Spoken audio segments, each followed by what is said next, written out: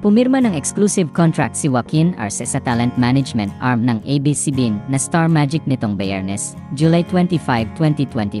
Present sa naturang contract signing event ang film producer na si Neil Arce noong araw na yon. Para sa mga hindi aware, si Joaquin Arce ay anak ni Neil Arce at stepson ng aktres na si Angel Locsin.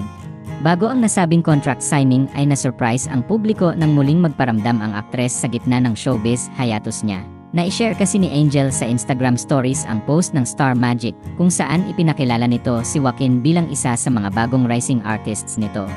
Ito ang nakalagay sa caption ng Star Magic sa naturang post, "He is Joaquin Arce, an actor and host in the making." Damang-dama naman ang saya ng aktres para sa stepson niya dahil nasa isang industriya na silang dalawa.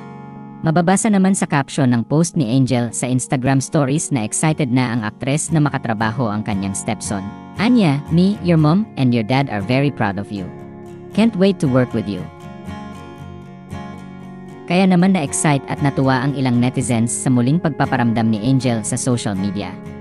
August 1, 2022 pa kasi ang huling post ng aktres sa Instagram at August 13, 2022 naman ang huling video na inupload nila ng kanyang asawa sa kanilang YouTube channel. Tinanong si Joaquin sa panayam sa kanya matapos ang naturang contract signing event kung ano ang naging reaksyon niya sa pagbati ng kanyang stepmom sa pagpasok niya sa showbiz. Inamin ni Joaquin na maging siya ay nagulat din umano sa ginawa ng stepmom niya. "Anya, my God, nagulat talaga ako. Actually, hindi sinabi sa akin na ilalabas na yung launch post ko. I was just scrolling on my Instagram sa kotse and then biglang nakita ko, nag-pop up, story ni Tita Angel. Ang nasabi ko na lang is, what? Ako rin nabigla, na-surprise like she broke her silence for so long, especially on Instagram just to repost my launch post. I'm so grateful to her. Even if, kahit stepmom ko siya, fan din ako."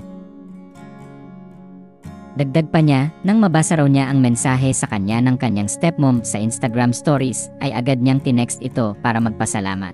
Matipid ngunit makahulugan naman ang nasabi ni Joaquin nang hingan siya ng mensahe para kay Angel. Mensahe niya para sa kanyang stepmom, "I hope I'm living up to your standards." Natanong din si Joaquin sa naturang panayam kung handa na nga ba siyang makatrabaho at makaeksena ang kanyang stepmom kung sakasakaling bigyan sila ng proyekto. Bagamat hindi pa niya masasabi kung magkakaroon nga sila ng proyekto na magkasama sila ng kanyang stepmom, sinabi ni Joaquin na sa ngayon ay nais daw muna niyang matuto, mahasa, at maging magaling para man lang makasabay siya sa galing ni Angel. "Anya, well, right now, I can't say for sure if we'll end up working on a project together. But maybe, if I act well enough, I'll earn the right to be on her level. Baka magkaroon ako ng karapatang makatrabaho si Tita Angel." Nang tanungin naman kung anong genre ang naiisip ni Joaquin na pagsasamahan nila ng kanyang stepmom, sagot niya, "Based on her career and the projects she's done, it would probably be action.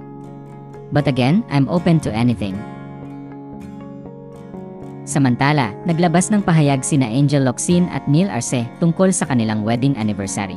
Sa post ni Neil sa Instagram stories, nagpapasalamat ang mag-asawa sa mga taong nag-remind sa kanila tungkol sa wedding anniversary nila.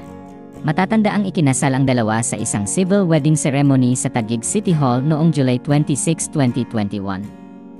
Ayon pa sa mag-asawa, may usapan na raw silang dalawa na huwag maging sensitive sa mga monthsaries at anniversaries dahil special dapat ang bawat araw. Ito ang nakalagay sa post ni Neil Arce sa Instagram stories.